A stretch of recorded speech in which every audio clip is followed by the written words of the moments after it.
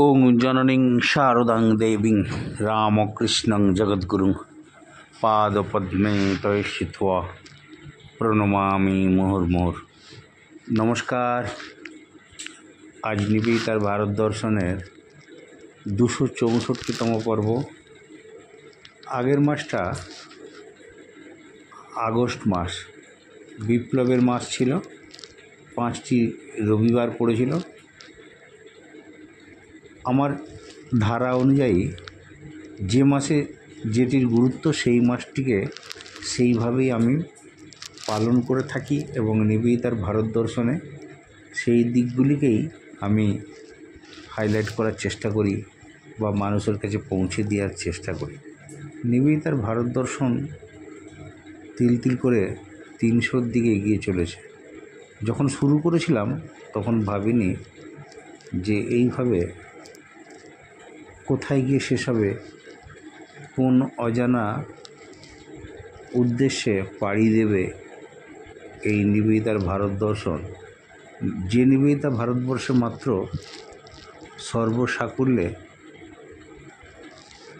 11টি বছর কাটাবার সুযোগ, তার মধ্যে এদিক ওদিক করে 11টি বছরের মধ্যে 8 বছর সর্বসাকুল্যে ভারতবর্ষে ছিলেন। সেখানে তার আগস্ট মাসের যে ক্রিয়াকলাপ সেটিকে আমরা সামনে রেখে দেখেছিলাম ভারতবর্ষের বিপ্লবীদের কাছে আগস্ট মাসটা একটা ভীষণ তাৎপর্যপূর্ণ। তার পেছনে যাদের ভূমিকা সেটা স্বামী বিবেকানন্দ এবং নিবেদিতা। নিবেদিতা ভারতবর্ষের স্বাধীনতার জন্য কি করেছেন তার প্রমাণ যদি 21A হাই স্ট্রিট লন্ডনে যেটি নিবেদিতার বাড়ি ছিল উইলিয়ামটনে, সেখানে নিবেদিতারা যতদিন ছিলেন স্বামীজিও গিয়ে উঠেছেন, তুরীয়ানন্দজি উঠেছেন ওই বাড়িতে। ওই বাড়ির একটা আলাদা যোগসূত্র ছিল রামকৃষ্ণ ভাববায়ের সাথে। আবার অন্য দিক দিয়ে যদি বলতে হয়, জগদীশচন্দ্র বসু, ভারতীয়দের অনেকেই ওখানে আশ্রয় পেয়েছেন। জগদীশচন্দ্র বসুর যখন শারীরিক অসুস্থতা, অপারেশন, নিবেদিতার মা ওই বাড়িটি ছেড়ে দিয়ে তিনি গ্রামের বাড়িতে চলে গিয়েছিলেন। জগদীশচন্দ্র বসু, অবল্লা বসু ওই ছোট্ট বাড়িতে নিজেদের চিকিৎসা এবং সব রকম সাহায্যের প্রতিশ্রুতি পেয়েছিলেন নিবেদিতার মায়ের কাছে। নিবেদিতা শরীর যাওয়ার পরে ব্রিটিশ গভর্নমেন্ট, যে ব্রিটিশ ভারতবর্ষকে শাসন করেছে 200 বছর ধরে, সেখানে আয়ারল্যান্ডে জন্মগ্রহণ করেছিলেন, তারা একটা প্লেগ বসাতেই পারে। লন্ডনেও ব্রিটিশ সরকার, যে ব্রিটিশের বিরুদ্ধে ভারতীয়দের সংগ্রাম করে তারা স্বাধীনতা অর্জন করেছে 1947 খ্রিস্টাব্দে, সেই স্বাধীনতার পেছনে যাদের ভূমিকা বারবার বলতে হয় তার নাম বিবেকানন্দ, তার নাম নিবেদিতা। তাই নিবেদিতা ভারতবর্ষে আসার পর থেকে তার গুরুকে দেখেছেন, তার দেশের প্রতি কী ভালোবাসা, দেশের প্রতি কী টান, দেশের মানুষের প্রতি তার কী কর্তব্য জ্ঞান, সেগুলো দেখে নিজে উপলব্ধি করেছিলেন। প্রয়োজনে তিনি পাশ্চাত্যে গিয়ে অর্থ সংগ্রহ করে স্কুলের অগ্রগতিও করেছিলেন। কিন্তু ভারত স্বাধীন হওয়ার আগে ব্রিটিশরা ভারতবর্ষের শাসন স্বাধীন করেছে, নিবেদিতা পাশ্চাত্যের লাল সাদা চামড়ার মানুষ হলেও তিনি ভারতীয়দের মতো আচরণ করেছেন, সেটা দেখে ব্রিটিশরা অবাক হয়ে গেছে। সেই নিবেদিতা যখন ভারতবর্ষের এই স্বাধীনতা আন্দোলনের পেছনে যে ভূমিকাটি তিনি পালন করেছিলেন অন্যদের থেকে একটু স্বতন্ত্র, কারণ তিনি যে স্বামী বিবেকানন্দের শিক্ষায় শিক্ষিত। এই আগস্ট মাসটা বিপ্লবের মাস, শান্তির মাস, 42-এর বিপ্লব, ক্ষুদিরামের ফাঁসি, কত রকমের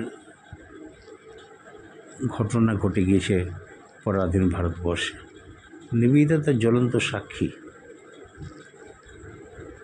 আমরা নিবেদিতার ওই বিপ্লবের কাহিনী, যদিও অনেক কিছুই বাকি রয়ে গেছে, সব একসাথে বলা সম্ভব নয় মাত্র 5টি আলোচনার মধ্যে, মাত্র আধ ঘন্টা করে আলোচনা হয়ে থাকে। কিন্তু যেহেতু সেপ্টেম্বর মাস পড়ে গেছে, নিবেদিতা ভারতবর্ষের সেপ্টেম্বর মাসটা তার কাছে গুরুত্বপূর্ণ এই কারণে, এই সেপ্টেম্বর মাসেই তিনি কলকাতা ত্যাগ করে 1911 খ্রিস্টাব্দের 25শে অক্টোবর কলকাতা থেকে রওনা দিয়ে 27শে অক্টোবর পৌঁছে গিয়েছিলেন দার্জিলিংয়ে। 28 তারিখে দুর্গাপুজো শুরু হয়েছিল। আগেও নিবেদিতা দুর্গাপুজোর ছুটিতে দার্জিলিং শহরে বা ঠান্ডার জায়গায় যাওয়ার চেষ্টা করতেন। এইবারে নিবেদিতার যে ভারতবর্ষের স্বাধীনতা আন্দোলনে তার যে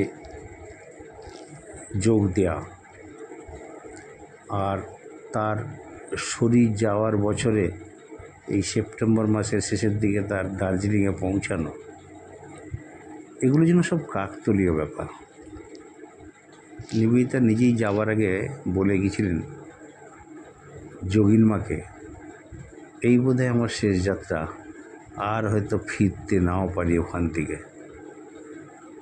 অনেক সময় ধারণা ছিল যাদের কাছে এই কথাগুলি নিবেদিতা বলেছিলেন যে আমার সেই যাত্রা শেষ যাত্রা, আর ফিরব কিনা জানি না, সেই যোগিনমাকে বলেছিলেন। কিন্তু যোগিনমা সেটাকে গুরুত্ব দেননি। কেন এই কথা বলছো জিজ্ঞাসা করারও স্কোপ পায়নি। তিনি শুধুমাত্র এই ভারতবর্ষের ঐতিহ্যকে সামনে রেখে দুর্গাপুজোর সময় তিনি দার্জিলিংয়ে যাওয়া, ছুটি কাটানো, ঠান্ডার জায়গা থেকে এনজয় করা। সে বছর পুজো শুরু হয়েছিল 28শে সেপ্টেম্বর থেকে। খানিকটা এবছর মতনই নিবেদিতা পৌঁছে গেছেন যথারীতি। কিন্তু যাওয়ার পরে অল্প কয়েকদিনের মধ্যে তার একটা প্ল্যান স্বামীজির সাথে বসে হয়ে গেছিল যে তিনি ভারতবর্ষের এই দার্জিলিং শহরটাকে নিবেদিতার খুব ভালো লাগতো। দার্জিলিংয়ে গিয়ে পুজোর ছুটি কাটাবেন। তার অনেক বন্ধুবান্ধবও দার্জিলিংয়ে থাকতো। আসলে যেখানেই ঠান্ডার জায়গা, ব্রিটিশরা সেখানে গিয়েই তাদের আস্তানা গাড়ত। নিবেদিতার সেই সূত্রে সিসেম ক্লাবের মেম্বার থাকার ফলে শিক্ষা জগতে, মিডিয়া জগতে নিবেদিতার একটা অবাধ বিচরণ ছিল। সেই নিবেদিতা যখন সেপ্টেম্বর মাসের লাস্টের দিকে দুর্গাপুজোর সময় তিনি পৌঁছেছেন ওই দার্জিলিং শহরে, যেটি অবলা বসুর অর্থাৎ জগদীশচন্দ্র বসুর স্ত্রী অবলা বসুর ভগ্নিপথ দ্বারকানাথ রায়ের এই বাড়িটি, বহু পুরনো বাড়ি বললে ভুল হবে। 1901 খ্রিস্টাব্দে বিদেশ থেকে প্রচুর অর্থ সংগ্রহ করে দ্বারকানাথ রায় ওই বাড়িটি বানিয়েছিলেন দার্জিলিংয়ে। তখনকার দিনে অত বড় বাড়ি সিমেন্ট দিয়ে কেউ বানাবার সুযোগ এবং সামর্থ্য বা সাহসিকতা দেখায়নি। পি.কে. রায় যিনি প্রথম বাঙালি প্রেসিডেন্সির অধ্যক্ষ ছিলেন, তার ভাই, তাই ওনাদের ধৃষ্টতা রয়েছে, তারা ওই বাড়িটা বানিয়েছিলেন। নিবেদিতা সে বছরই প্রথম রায়ভিলাতে উঠেছেন। আগের বারে অগল্যান্ড প্লেস, তারপরে আরও অনেকগুলো ছানি পার্ক, এরকম অনেকগুলো জায়গায় থেকেছেন। রোজ আইল্যান্ড এরকম জায়গাতে থেকেছেন। কিন্তু এইটা লাস্ট করে প্রথম গিয়ে পৌঁছেছেন। নিবেদিতা ওখানে গিয়ে পৌঁছে সান্দাক পূজার পরিকল্পনা করেছিলেন। যোগিনী মাকে বলে গেছিলেন এটাই হয়তো শেষ যাত্রা, আর ফিরব না। গিরিশ ঘোষের সাথে যাওয়ার সময় বলেছিলেন দার্জিলিংয়ে বেড়াতে যাচ্ছি, তোমার কি কোনো নতুন নাটক লেখা হলো? মজা করে বললেন, আপনার শরীর খারাপ ছিল, দেখতে এলাম। সঙ্গে সঙ্গে গিরিশ ঘোষ তাকে বললেন, ওই তো দেখো না বিছানায় পড়ে রয়েছে তপোবল নাটক, তার পাণ্ডুলিপি তৈরি হয়ে গেছে, 2-1 দিনের মধ্যে রিহার্সাল শুরু হবে। সেই জন্যে পরিকল্পনা গ্রহণ করা হয়েছে, সান্দাকফু যাবে। নিবেদিতা দার্জিলিংয়ে রয়েছেন রায়ভিলাতে, কিন্তু রায়ভিলাতে থাকা জগদীশচন্দ্র বসুর পরিবারের লোকজন থাকা, সেখানে নিজের ইচ্ছে প্রকাশ করার সাহসিকতা তার খুব একটা ছিল না। তিনি কাজের লোকদের বুঝিয়ে বলে সান্দাক পূজার পরিকল্পনা করে ফেলেছিলেন, কিন্তু তার এমন রক্ত আমাশা শুরু হলো ফার্স্ট উইক অফ অক্টোবর। পুজো মাথায় উঠে গেল। নিবেদিতা শায়িত হলুদ পীতবর্ণের করুণের মূর্তি সেই দার্জিলিং যেখানে নিবেদিতা পৌঁছেছেন, জগদীশচন্দ্র বসু ভগ্নিপথ, অবলা বসুর ভগ্নিপথ দ্বারকানাথ রায়ের বাড়ি, সেখানে সাবলীলভাবে নিবেদিতা রয়েছে। নিবেদিতা ঠিক করে রেখেছেন যে তার জীবনের ভালো মন্দ সব এদের পরিবারের সাথে নিঃসংকোচে আলাপ জমানো যেতে পারে। নিবেদিতা সান্দাক পূজার পরিকল্পনা ক্যান্সেল হলো। তার জ্বর এবং পায়খানা, বিশেষ করে রক্ত আমাশয় তাকে কাহিল করে দিল, কিন্তু তিনি বুঝতে পেরে গেছিলেন আমরা যেমন সাধারণ রক্তমাশা বা শারীরিক পেটের সমস্যা মানে যে মারা যাব, এটা বলা বড় মুশকিল, আগে থেকে বলা যায় না, প্রেডিকশন করা যায় না। ওই দুটো একটা কেস হয়তো জানা গেল। আর যারা কর্মী কাজ করে বলমন্দিরে, তারা প্রত্যেকেই নিবেদিতাকে এত ভালোবাসতেন।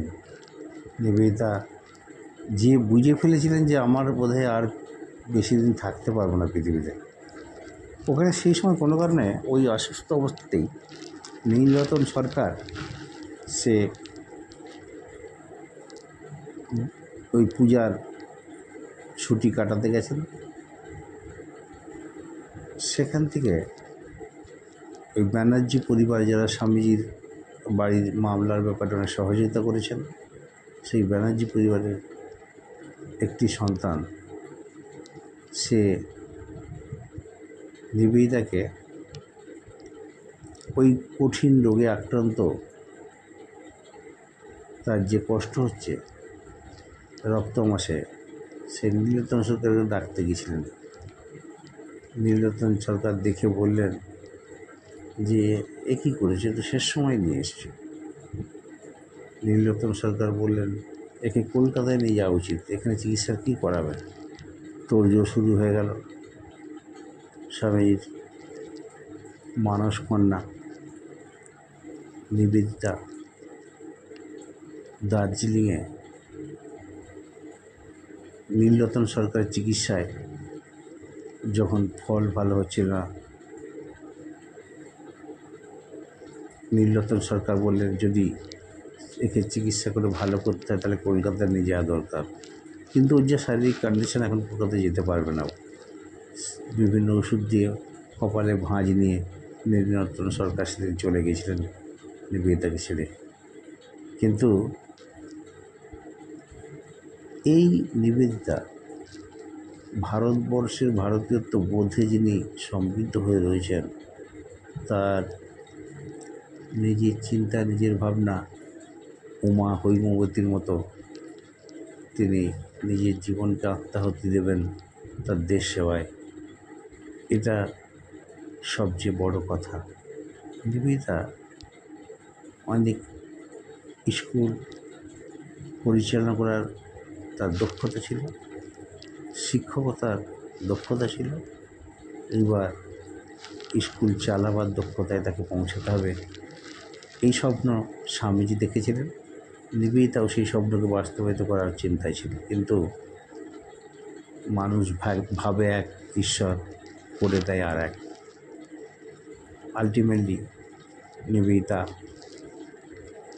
দুটো অসাধারণ আর্টিকেল লিখলেন ওই অসুস্থ অবস্থায়। তার আগে 7ই অক্টোবর তিনি মনে মনে যেটা ভেবে রেখেছিলেন যে শরীর যদি না থাকে তাহলে এই সমস্ত সম্পত্তি আমি যোগীন মার নির্দেশ মতো নিবেদিতা ঠিক করলেন যে পাশ্চাত্যের মানুষরা যেভাবে ভারতবর্ষে এসেছেন, ভারতবর্ষে অধিকার করে রয়েছেন, নিবেদিতা সেই দেশের মানুষদের তাড়াতে গিয়ে এদেশের স্বাধীনতা সংগ্রামে যেভাবে সহযোগিতা করেছেন, সেই নিবেদিতা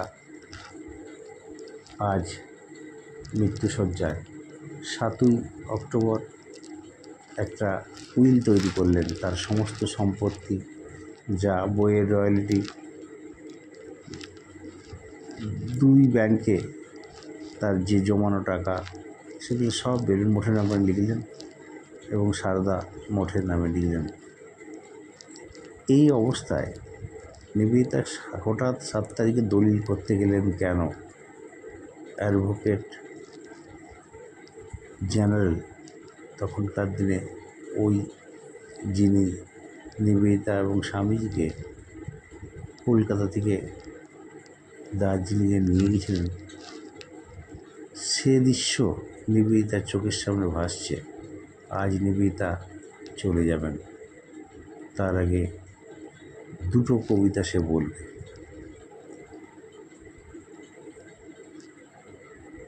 দুটো দিক এখানে রয়েছে। একটা হচ্ছে নিবেদিতা ভারতবর্ষে আসার পরে তার এই অনুভূতি, ভারত আত্মার সাথে তার মিলন, তা থেকে শক্তি পাওয়া এবং তার অনুভূতিটা ব্যক্ত করা, এগুলো তার সহজাত হয়ে গেছিল। নাহলে তিনি জানবেন করে তার শরীর চলে যাবে 13ই অক্টোবর। তাই তিনি নিজে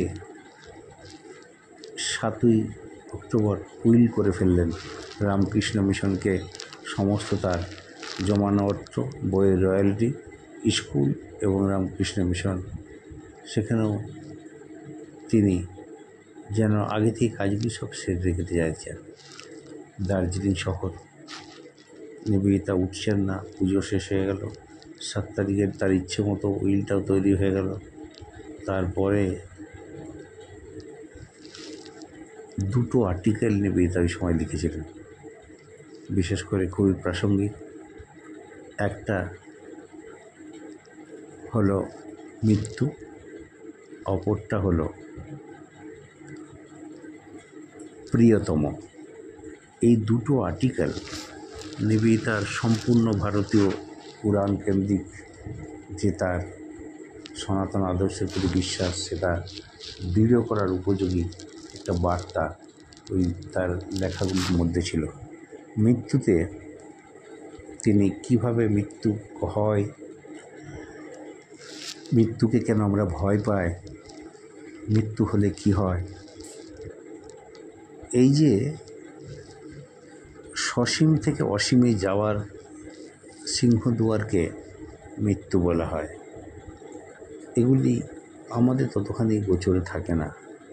নিবেদিতা এই সমস্ত জিনিসকে, ভারতবর্ষের ভারতীয়ত্ববোধকে তার ওই লেখা দুটির মধ্যে তুলে ধরেছেন। নিবেদিতা 1911 খ্রিস্টাব্দে অর্ধেকের একটু সময় হয়তো বেশি ছিলেন, কিন্তু রবীন্দ্রনাথ ঠাকুর নিবেদিতার মৃত্যুর আগেও জানতে পারেন এই মানুষটা চলে যাবে। এই নিবেদিতা ওই মৃত্যুর মধ্যে সসীম অসীমের ঘটনা লিখেছেন। প্রিয়তমের কথা লিখতে গিয়ে তিনি সেখানে লিখছেন, বালিশের তলায় এই দুটি আর্টিকেল পেয়েছিলেন অবলা বসু। ওই প্রিয়তমের জায়গায় বলছেন, হে প্রিয়তম, তুমি আমাকে ভালোবেসে, আমাকে না জানতে দিয়ে, আমাকে না বুঝতে দিয়ে তুমি ক্ষুধার্তরূপে আমার সেবা নিতে এসেছো। তুমি খাওয়ার পরে বিশ্রাম নেওয়ার জন্য তুমি আমাকে স্মরণ করছো, এবং শুধু তাই নয়, তুমি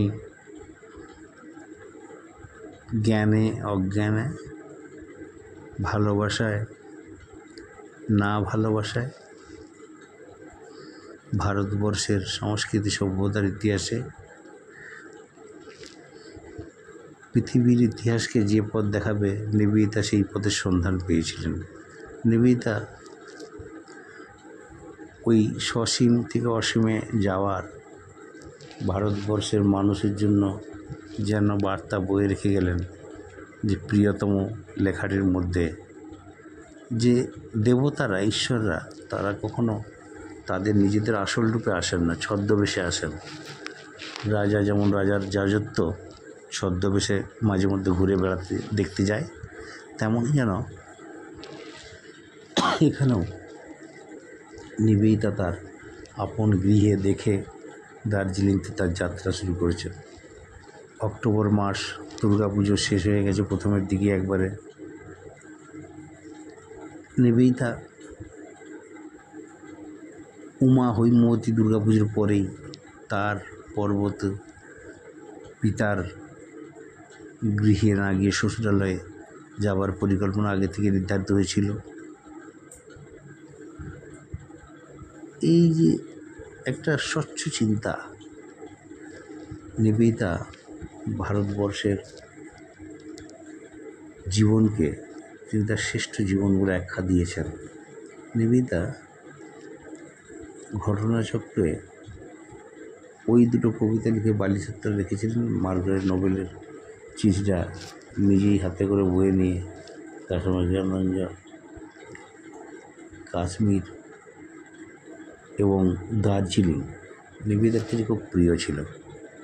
তিনি মায়াবতীতে বারবার গিয়ে থেকেছেন, কিন্তু দার্জিলিং তিনি প্রায় 242 দিনের মতো কাটিয়েছেন ওখানে বিভিন্ন সময়ে গিয়ে। কিন্তু এবারে যাওয়াটা তার বিশ্বাস, জীবনটা নিয়ে আর ফিরে আসবেন না, যেটা তিনি যোগিনমাকে বলেছিলেন, আপনাদের আগে বলছিলাম। নিবেদিতা মৃত্যু প্রিয়তম তার আর্টিকেল দুটি লিখে বালিশের তলায় রেখেছেন, এবং 13 তারিখে অর্থাৎ 15 দিন ব্যাপী দার্জিলিংয়ে থাকার পর নিবেদিতা যাওয়ার দিন ভোরবেলা অবলা বসুর কোলে মাথা রেখে, যে অবলা বসু তাকে তার পরিবারে থেকে জগদীশ বসুর সমস্ত ক্রিয়াকলাপ দেখেছেন, তার এত ওই পরিবারটার প্রতি তাদের আকর্ষণ বা টান, নিবেদিতা যখন তখন গিয়ে জগদীশচন্দ্র বসুর ল্যাবরেটরিতে শুধু অপেক্ষা নয়, জগদীশচন্দ্র বসুর জন্য তিনি অনেক কিছু করেছেন। তারা ওই পরিবারের কাছে নিবেদিতা অন্তর্লীন। নিবেদিতার শেষ শয্যাটাও সেখানে সংগঠিত হয়েছিল। 13 অক্টোবর নিবেদিতা ভোরবেলা তিনি ওই অবলা বসুর কোলে মাথা রেখে বলছেন তার বিখ্যাত ঋগ্বেদের অংশ, যেটি তিনি প্রায় বলতেন, অঙ্গসত উমা সদ্গময় তমস উমা জ্যোতির্গময় মৃত্যুর্মামৃতম গময় আবির্ময়েধি। এই যে নিবেদিতা তার মুখ দিয়ে ভারতীয় শাস্ত্রের কথাগুলি উচ্চারিত হচ্ছে, যেন ভারতবর্ষের কোনো মুনি ঋষিরই আত্মত্যাগের জীবনটি পরিলক্ষিত হচ্ছে। হঠাৎ তিনি বলে উঠলেন, the BOT is sinking but I shall C the sunrise. আমার জীবনতরীটা দুলছে, কিন্তু আমি সূর্যোদয় দেখবই। ভারতবর্ষের চিরাচরিত ইতিহাসে নিবেদিতার শরীর যাওয়াটা কাকতালীয় হলেও ভারতবর্ষের আত্মার মুক্তি নেই। স্থূল শরীরটা চলে যায়, আত্মাটা রয়ে যায়। নিবেদিতা যে কদিন ভারতবর্ষে ছিলেন, ভারতবর্ষের সমাজ, শিক্ষা, সাহিত্য সব কিছুকে উন্নত করে দিয়ে গেছেন এই মহিলাটি। অবশেষে আমরা দেখব নিবেদিতার শরীর চলে গেল। সকালবেলা যে কথাটি বলতে বলতে তার চোখটা বুঝছে আর খুলছে, the BOT is sinking but I shall C the sunrise. Nivedita আমাদের কাছে চির অমর। তার 13 অক্টোবর শরীর গেছে 1911 খ্রিস্টাব্দে, কিন্তু নিবেদিতার 125 বছর পূর্তিতে আমরা দেখব তার ওই 21A হাইড পার্কে নিবেদিতাদের বাড়িটি ব্রিটিশ সরকার ব্লু প্লেগ লাগিয়ে দিচ্ছেন। সেখানে লেখা হচ্ছে, হেয়ার লিভড মার্গারেট নোবেল ব্র্যাকেটের সিস্টার নিবেদিতা, যিনি তার জীবনের সর্বস্ব দিয়ে চলে গেছেন। মার্গারেট নোবেল যেখানে বাস করতেন, ছোট্ট করে লেখা রয়েছে, হেয়ার লিভড সিস্টার নিবেদিতা, নয় মার্গারেট নোবেল ব্র্যাকেটে Nivedita. Educationist and campaigner for the Indian freedom fighters lived here। British দেশে লেখা হচ্ছে, ব্রিটিশের বিরুদ্ধকারী আর একজন ব্রিটিশ থেকে শিক্ষাপ্রাপ্ত মহিলার দ্বারা। নিবেদিতা ভারতবর্ষকে সেইভাবে আবিষ্কার করেছিলেন যেইভাবে তার গুরু তাকে দেখাতে চেয়েছিলেন, এবং তার গুরু সেইভাবেই জীবনকে আরেকটি জীবনের সাথে মিলিয়ে দেয়া, নিজের জীবনকে উৎসর্গ করার আগে আরেকটি মানুষের পাশে হাসি মুখটা দেখা। নিবেদিতা 13 অক্টোবর সকালে 1911 চলে গেলেন, শরীরটা চলে গেল, কিন্তু রেখে গেলেন অজস্র স্কুলের পৃষ্ঠাগুলি।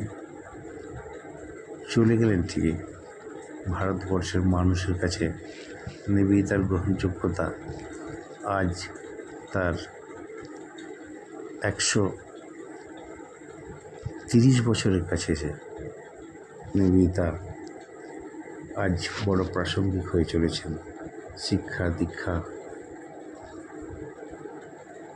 এবং সমস্ত দিক দিয়ে ভারতবর্ষকে যে জায়গায় নিয়ে যেতে চেয়েছিলেন নিবেদিতা, সেটা কালের প্রবাহে, গড্ডলিকার প্রবাহে ভেসে গেলেও এখনও যেটুকু রয়েছে, যে দিয়ে আপনারা যারা যা পারেন সেইভাবে নিবেদিতার চিন্তার জিনিসগুলিকে বাস্তবায়িত করার জন্য এগিয়ে আসার অঙ্গীকার করা দরকার। আজ নিবেদিতার বাড়ির পাশে 16-17 নম্বর বসপালের পাশেই নিবেদিতার যে 20শে জানুয়ারি 1903 খ্রিস্টাব্দের বিখ্যাত চিঠির মধ্যে লেখা রয়েছে, যদি I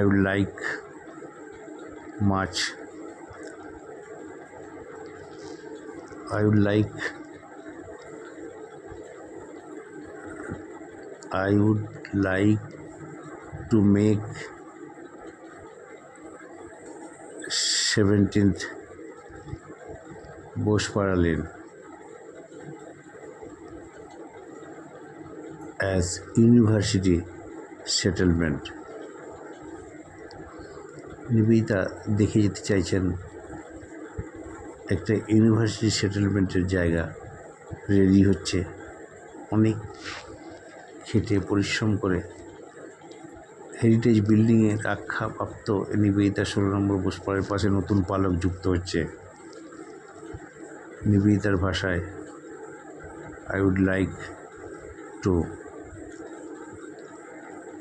make 17 numbers Bospar Lane universal settlement. এই একটা বিশ্ববিদ্যালয়কে দেখতে চেয়েছিলেন, সেটা এই রিসেন্টলি সেই মিউজিয়াম ঘরের পাশে নিবেদিতার যেভাবে সেবা করার প্রয়োজনগুলোকে সে পথ দেখে নিবেদিতা যেন নিজের জগৎকে খুঁজে নিয়েছিলেন ঠিকই, কিন্তু ভারতবর্ষ 150 বছর পূর্তিতে নিবেদিতা এক নতুন অধ্যায় ভারতবর্ষের মানুষের কাছে দেখে গেলেন, যেটি তিনি শিক্ষা দীক্ষায় ভারতীয়দের জাতিগত বৈশিষ্ট্য অনুযায়ী তাদেরকে সেটি গ্রহণ করতে হবে এবং নৈতিকতার দিক দিয়েও সেটার প্রতি তারা কর্তব্যশীল হবে। জয়তু বিবেকানন্দ, জয়তু নিবেদিতা। নিবেদিতার ভারত দর্শন আজ এখানেই শেষ করি। এরপরে রবিবার নিবেদিতার ভারত দর্শনে অন্য দিক আপনাদের সামনে প্রকাশিত হবে। সকলে ভালো থাকবেন। ওম অসত উমা সদ্গময় তমস উমা জ্যোতির্গময়। ওম শান্তি শান্তি শান্তি। হরি ওম তৎসৎ। শ্রীরামকৃষ্ণ অর্পণমস্তু।